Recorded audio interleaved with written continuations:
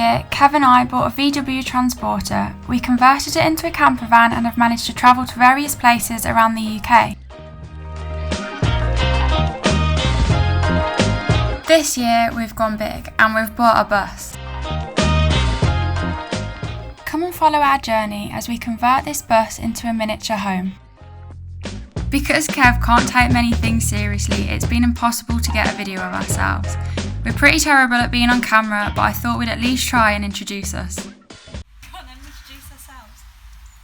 Hey, I'm Kev, and this is Laura. We're building the Mercedes Vario right here, right now, and I just can't wait to show you what we're doing, man! So yeah, I still think we've got a bit of practicing to do. On the 6th of December, we went to view this bus in Bristol and instantly loved it. After Kev driving it around for a bit, we decided we'd buy it for £2,800. After removing a few fence panels and making room for the bus, we had it delivered on the 10th of December. But unfortunately the bus got stuck in the mud and was half hanging in the garden, so we had to get my dad to come with his workmates to pull us out.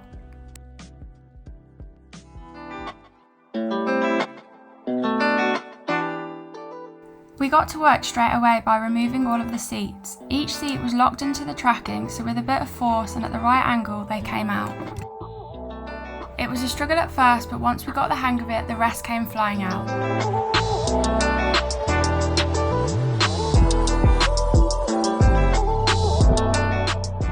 Things got harder when we had to remove the flooring. We used an angle grinder to cut through the tracking and saw away each piece of wood. We decided to take the floor up to give us more headspace and for us to treat the chassis underneath. So this was meant to be a time lapse of us getting the floor up, but it clearly didn't go too well.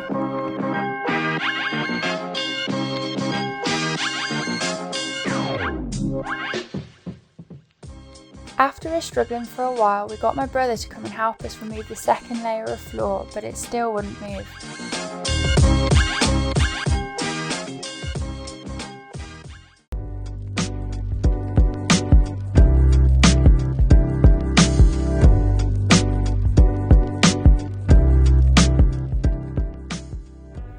The bottom layer of flooring was in 4 sections. Each section had been bolted and sealed to the metal. So we cut around the bolts using a metal hole saw and used a jigsaw to divide each section. We then chiselled away until it became loose and we could lift it.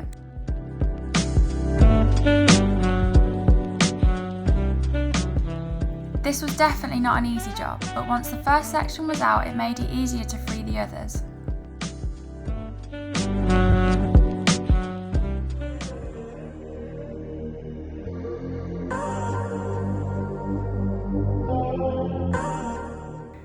We wanted to go right back to the metalwork so that we were sure everything was in good condition.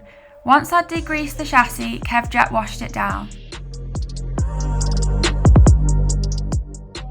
Using a steel wire brush, I de-rusted all of the framework and sprayed it with rust converter so it was ready to be painted.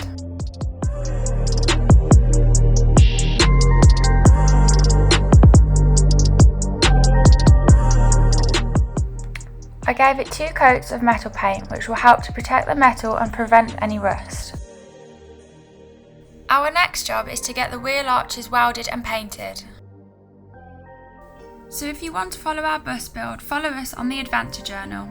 Next we'll be documenting the welding, attaching the underslungs and laying a new floor ready to start our actual build. We really can't wait.